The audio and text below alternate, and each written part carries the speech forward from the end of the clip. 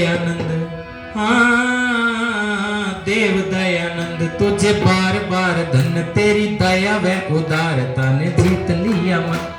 देव दयानंद तुझे बार बार धन, तेरी दया व उदारता ने जीत लिया मन। कैसा जादू किया तूने, ब्रह्म मेट दिया तूने, कैसा जादू किया तूने, भरम मेट दिया। देव दयानंद, हाँ देव दयानंद, तेरी दया व उदारता ने जीत लिया मन। कैसा जादू किया तूने, ब्रह्म मेट दिया तूने, कैसा जादू किया तूने, भरम मेट दिया।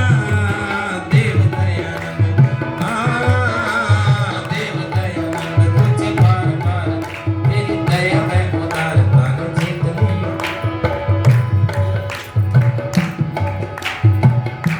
जब से पढ़ा है हमने सत्य के प्रकाश को, तब ही से भूल बैठे अंधविश्वास को।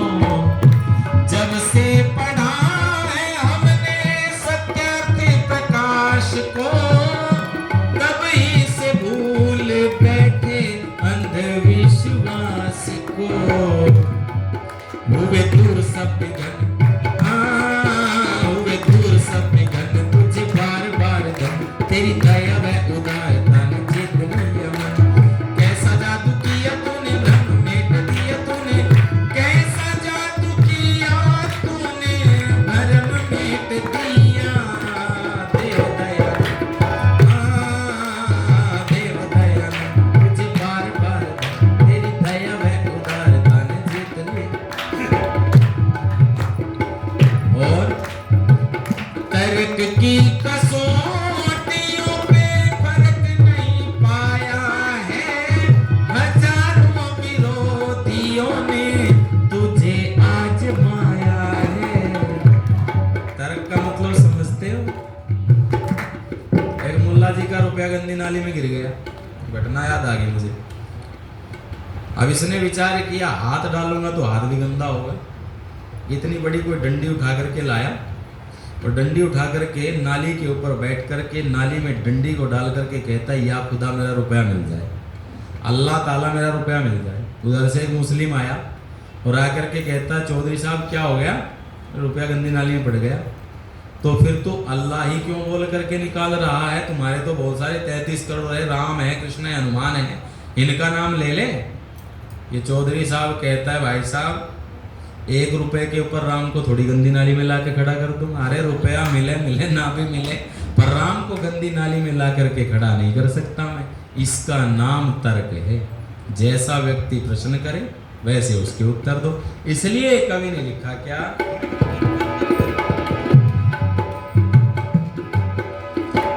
तर्क की कसौटियों पे फर्क नहीं पाया है, हजारों विरोधियों ने तुझे आजमाया है। तर्क की कसौटियों पे फर्क नहीं पाया है, हजारों विरोधियों ने तुझे आजमाया है। गए करके नमन, हाँ गए करके नमन, तुझे बार बार तेरी दया व उदारता ने जीत लिया मन। कैसा जादू किया तूने, ब्रह्म मेट दिया तूने, कैसा जादू किया तूने, भरम मेट दिया। देव दयानंद, हाँ देव दयानंद, तुझे बार बार तेरी दया व उदारता ने जीत लिया मन। और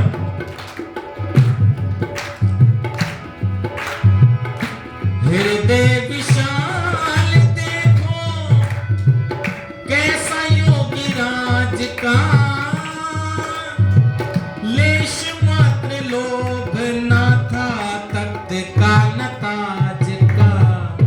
हृदय विशाल देखो, कैसा योगी राज का, लेश मात्र लोभ ना था तख्त का न ताज का। तूने छुए ना रतन, हाँ तूने छुए ना रतन, तुझे बार बार धन तेरी दया वह उदारता जीत लिया मन। कैसा जादू किया तूने ब्रह्म में कर दिया तूने, कैसा जादू किया तूने ब्रह्म में कर दिया। देव दयानंद, हाँ देव दयानंद, तुझे बार बार धन तेरी दया वह उदारता। इस देश के अंदर इतना अंधविश्वास, इतना पाखंड फैला हुआ था, यदि सत्यार्थ प्रकाश नाम का ग्रंथ नहीं होता, लगभग 350 ग्रंथों का निचोड़ है सत्यार्थ प्रकाश, और पाखंड कितना फैला हुआ था। यदि पत्थर उठा करके फेंके तो एक मठाधीश के ऊपर लगता, तो आज भी ऐसा ही है। आज भी पाखंड की कोई कमी नहीं। हम फरीदाबाद में एक परिवार में गए, परिवार में घर का उद्घाटन था, उस व्यक्ति ने यज्ञ कराया, उपदेश कराया, प्रभावित था, आर्य तो नहीं था बेचारा। वो व्यक्ति कहता है जी देखो पंडित जी मैंने घर बनाया है। मैंने कहा दिखाओ जी अपना घर। वो पहली मंजिल पर लेकर के गया, ऑटोमेटिक दरवाजे, ऑटोमेटिक लाइट, पैर रखते ही लाइट जल जाए। मैंने कहा भैया बहुत पैसा। हाँ जी करोड़ों रुपया लग गया।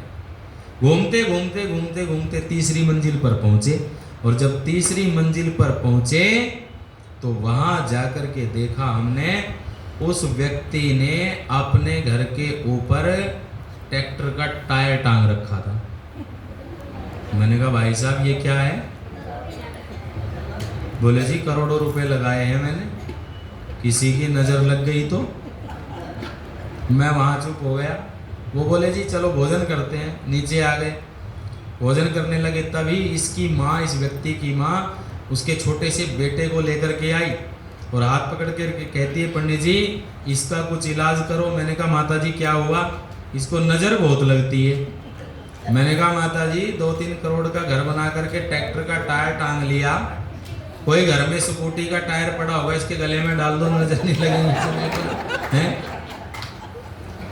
क्या ये देश पागल हो रहा। अच्छा एक और विडंबना बड़ी भयंकर फैल गई आजकल। क्या फैल गई?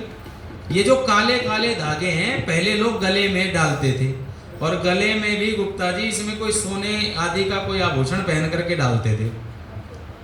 ये बेटा और लिया शाबाश। माता जी ने भेजे, माता जी का धन्यवाद। मैं निवेदन करने लगा था आपके सामने, पहले परंपरा थी सोने के आभूषण इस काले धागे में बांध ले। भाई जिसका चैन का नहीं था हिसाब किताब वो काले धागे में बांध लिया करता, वो परंपरा समाप्त हो गई। फिर ये काले धागे एक समय ऐसा आया यहाँ लोगों ने बांधने शुरू किए थे, यहाँ से भी समाप्त हुए। फिर ये यहाँ बांधने शुरू किए, यहाँ का भी एक फैशन आया था। अब ये यहाँ से समाप्त हो गए, अब ये कहाँ गए? पैरों में आ गए, पैरों में आ गए। कमाल की बात है। और मैं जब पूछता हूँ, ये छोटी सी बिटिया, बेटा खड़ी हो जा, शाबाश, हाँ तू खड़ी हो जा ना। कौन सी कक्षा में पढ़ती है? 8वीं में। इसी स्कूल में पढ़ती है? नहीं, दूसरे स्कूल में पढ़ती है। ये काले धागे क्यों बांध रखे हैं? ऐसे कैसे? कुछ तो रीजन होगा। खाना किस लिए खाते हो? पेट भरने के लिए ना। पढ़ते क्यों हो? अच्छी नौकरी के लिए। कपड़े क्यों पहनते? शरीर ढकने के लिए। ऐसे ही है ना। तो ये काले धागे क्यों पहनते? कुछ ना कुछ तो रीजन होना चाहिए ना। कोई रीजन नहीं है। अच्छा, नजर का रीजन है। अच्छा वैसे ही बांध रहे। लेकिन कहीं तो बैठ जाएगा, कहीं तो हमने ऐसे देखा है बच्चे कहते जी नजर का बड़ा कष्ट है, नजर लगने का बड़ा दुख होता है। मैंने कहा नजर लगने की बात है। एक छोटी सी बहन से मैंने पूछ लिया, मैंने कहा बहन ये काला धागा क्यों बांध रखा है? बोले जी नजर का बड़ा डर रहता है आजकल। मैंने कहा बहन नजर की बात नहीं है, इस काले धागे से तो घने काले बाल तेरे सर के ऊपर हैं। बताओ है कि नहीं? अगर नजर लगती तो ये हमारी इतनी फौज, इतने टैंक वहां पाकिस्तान के बॉर्डर पर गए तो फिर तो इन बच्चों में से छांट लेते। ये चश्मे वाली बैठी इसकी नजर लगेगी, हैं आप में से कोई 2-4 को छांट लेते, भाई इनकी नजर लगती है, इनको मुंह मांगा वेतन देंगे और पाकिस्तान के बॉर्डर पर बैठा देंगे जाकर के, खूब नजर लगाओ, बड़ा नाक में दम कर। इन्होंने हमारे गांव में जो महिलाएं हैं ना, वो एक बात कहती है, मैं जब कहता हूं मैंने कहा कुछ नहीं होता है, वो ये कहती है बेटा तुझे नहीं पता, नजर तो पत्थर को फोड़ देती है। मैंने कहा फिर माता जी जेसीबी की जगह आपको ले जाकर के बैठा दे वहां पत्थर फोड़ने में, खान में, हैं? अरे क्या बेफालतू में तुमने जो है इतना अंधविश्वास फैला रखा है, और लोग मानते नहीं।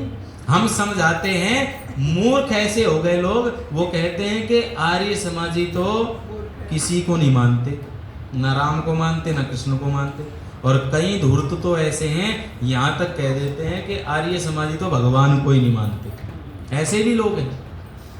ये अंधविश्वास है, ये पाखंड है। यदि इससे पार जाना है तो केवल एक ही रास्ता है, और वो रास्ता कौन सा है? वो दयानंद रूपी रास्ता है, आर्य समाज रूपी रास्ता है। जो आर्य समाज में आ गया, सत्याग प्रकाश को पड़ गया, तो उसके जीवन का नक्शा, उसके जीवन का कांटा बदल जाता है। आइए एक पंक्ति अंतिम कह देता हूं।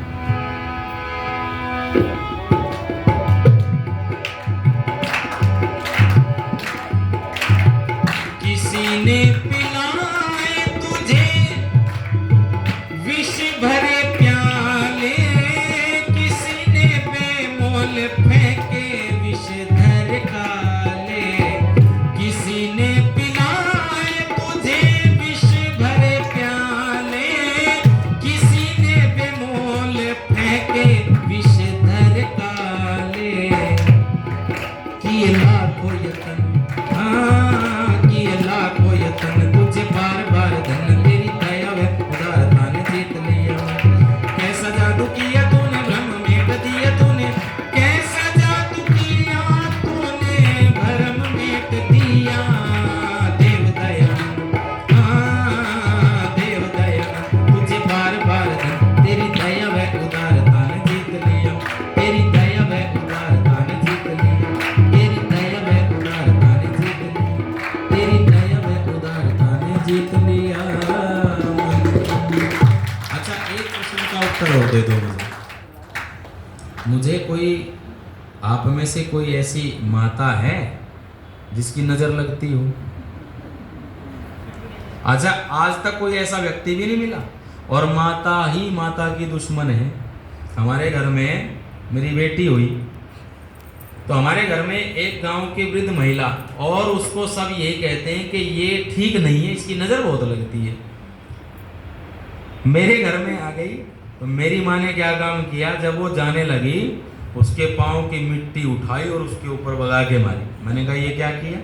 बोले अब इसकी नजर नहीं लगेगा। मैंने कहा क्या अब तूने आइटम बम फेंक दिया है इसके ऊपर, हैं? अब भी इतने लोग पागल हैं, अंधविश्वास में डूबे हुए हैं। तो आओ आर्य समाज से जुड़े, स्वामी दयानंद को पढ़ें और अपना जीवन अच्छा और शुद्ध सात्विक बनाएं। शब्दों के साथ बहुत बहुत धन्यवाद।